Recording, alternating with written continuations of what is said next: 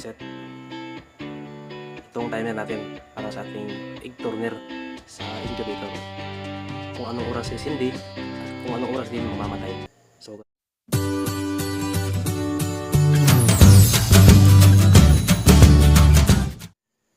yan, yung timer natin, 7 days timer switch natin.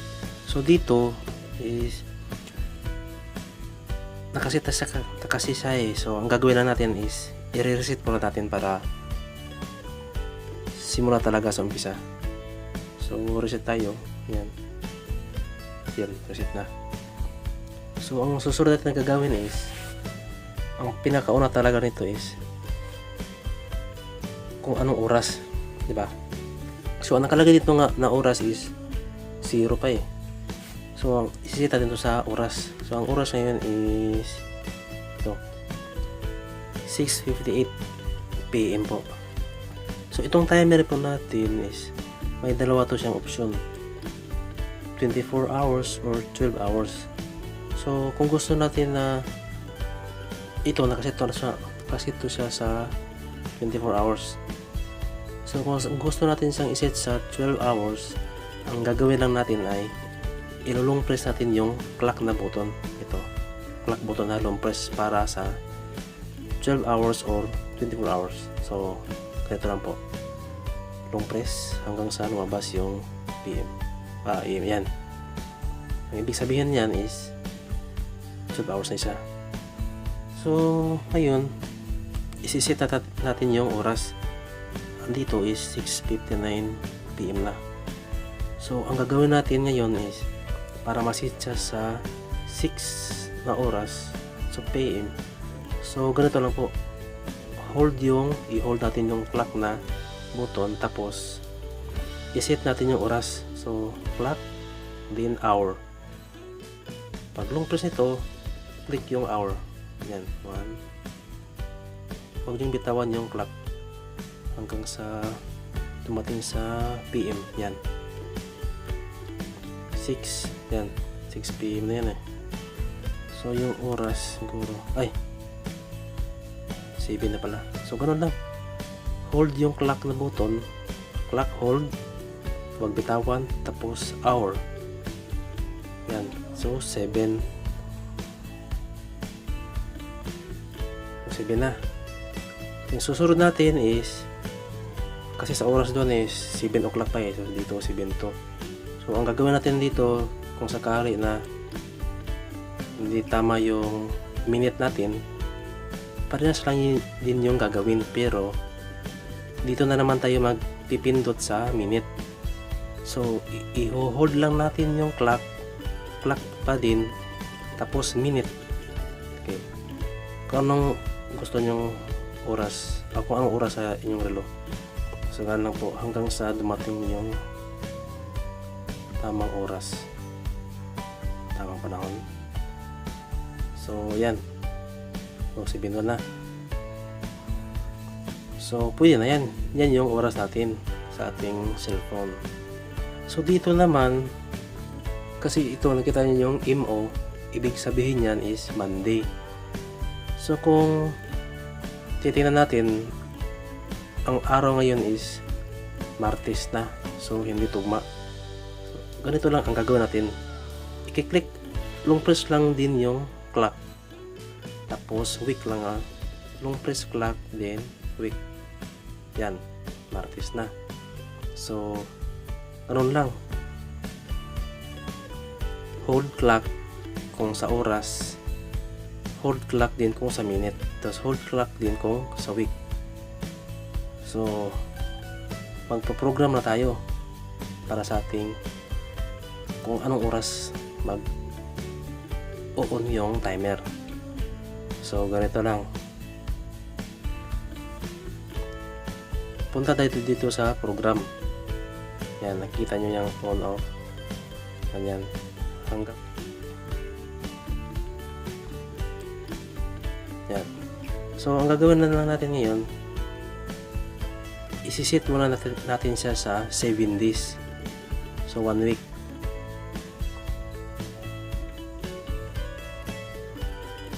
Yan. So ang gagawin natin is i-click natin yung program. Tapos pag program, yan, quick. Kung anong gusto nyo. Halimbawa, gusto nyo lang siya mag-on sa Lunes. So, ang lalagay dyan sa display niya is Lunes lang. So, walang Martes hanggang sa Sunday. So, yung itlog na i-incubate nyo is mabubugok. So, ang dapat kasi dito is isang linggo. Ayan. So, ang gagawin natin is i-click lang natin yung week. Program tayo, program, tapos week. Ayan. Click nyo lang hanggang sa dumating yung 7 days. Yan na yan. Monday, Tuesday, Wednesday, Thursday, Friday, Saturday, Sunday. So, okay na to kasi nag-set na sa 1 week.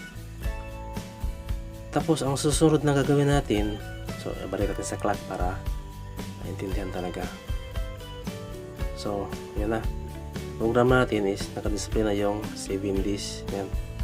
7 days na yan na. So, natandaan nyo ba? Ganito lang mag-set ng araw. Program. Click week. So, pag halimbawa, kung ganun yan nakalabas, so, pipilitin nyo lang. Diba? Monday. Week. Yan, Sunday na. So, ang susunod natin gagawin ay magsiset na tayo ng oras, kung ano siyang oras mag-uon at ilang minuto siya bago mamatay. So, ganito lang pipindutin natin yung program na button. Yan. So, halimbawa nitong AM sa umaga yan eh.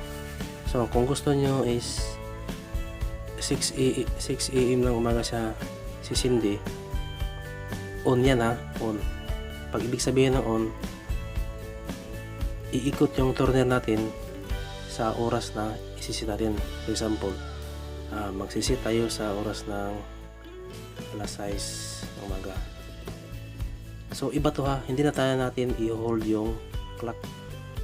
Ang purpose ng clock na i-hold natin is yung pag-set ng oras. Oras ng kung anong oras sa inyo.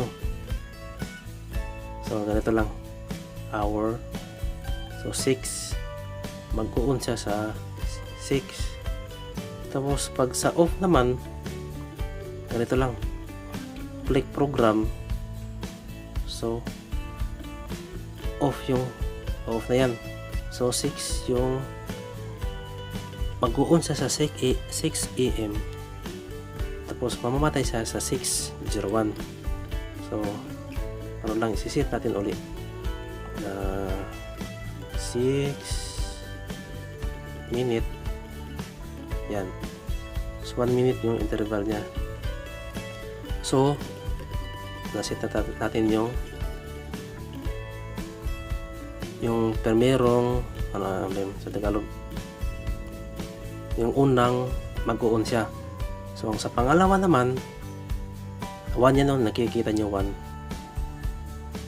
Tapos, ang kalawang ikot nito sa umaga is i-click nyo din yung program para sa kalawa. Yan to. So, nagsit tayo ng 6 AM. So, susunod na ikot siya is sa 9 AM na naman. So, ganoon lang ang gagawin nyo. Ganito lang gagawin no? Click program. So, may set na yan dyan, yung umpisa. So, dito naman sa pangalawa. Yan, number 2. Click yung hour. Set na rin sa 9 AM. So, mag-on siya sa 9 AM. Yan, makapatay na naman siya sa yan, off yan na. Yan yung mapamatay. 9:01. Yan.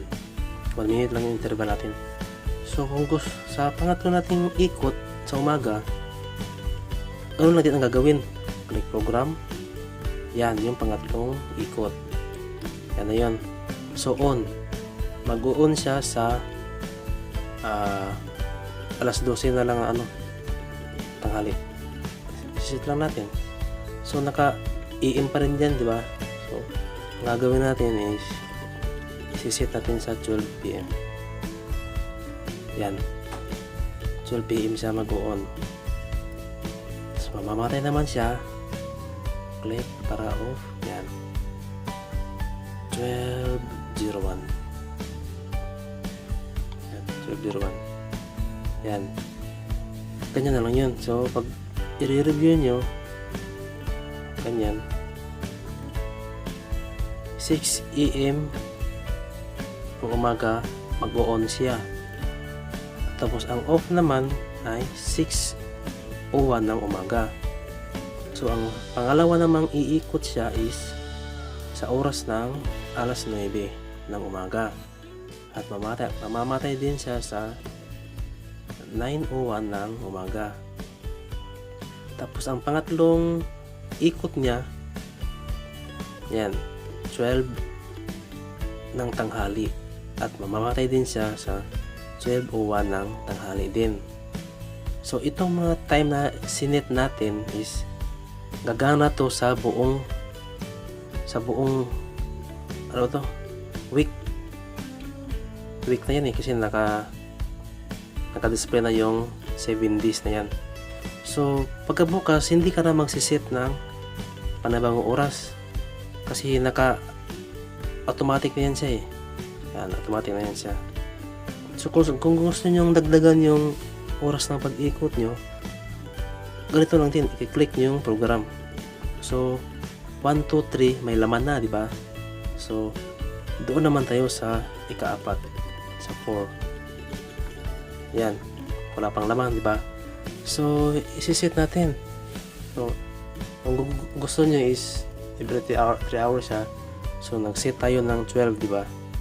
So i-on na naman natin siya sa oras ng alas 3 ng hapon. Yan. Ano lang program. Yan, on muna natin, on program. Tapos anong oras siya dapat, yan. Click hanggang sa umabot ng 3 PM. Yan. Alas 3 na.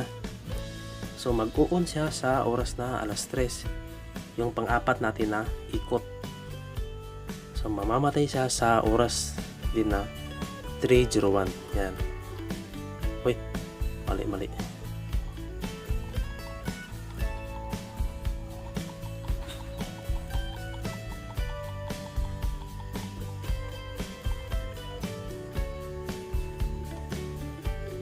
Sa oras na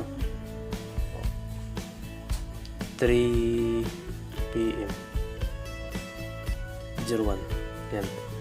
Yan yung pang-apat natin na iikot at patay. Yan. So tapos na tayo sa pang-apat. Diba?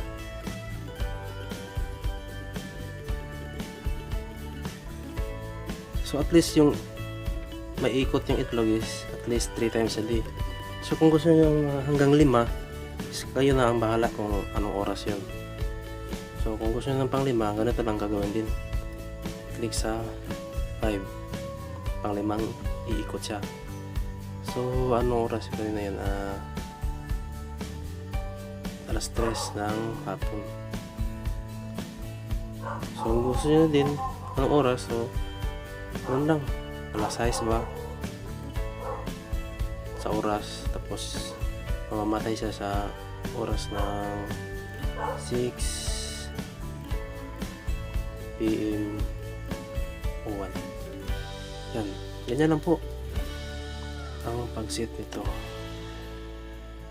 Yan. So itong timer natin ngayon, hindi mo na pagkabukas, hindi mo na kailangan mag-set ulit kasi Monday to Sunday, yung sinet mo na time yan yung pabalik-balik na mag-on at magsisindi yung timer natin. So wala ka nang problemahin pa na pag iikot ng itlog kasi may timer na tayo. So ganyan lang po ang pag-set nito. 7 days timer switch sa inyo timer. Sa susunod na video na tutorial na gagawin natin is magtuturo na naman ako kung paano to papaganahin itong thermostat natin. So ito yung